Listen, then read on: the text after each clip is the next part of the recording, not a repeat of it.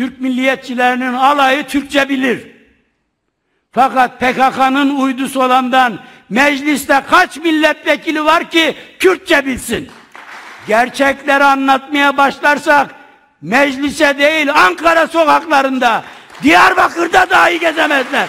Ben brez nizam, brez bahçeli bejinem disa, terbiye haber devam kın.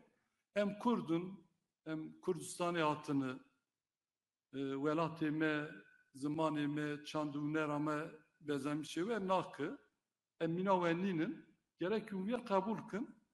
Hun dibêne zorê ve zorgariyê ve zamanê ve çanda ve hunera ve asîm nekin, em ê we têkin gişta têkin Tirk. Belê em gelê Tirk ra tiştekî nabêjin ama va gotina we jî tam düpedüz işte faşizm mi? Em hemberî vê faşizmê disekinin, em ê hemberî vê faşizmê bisekinin.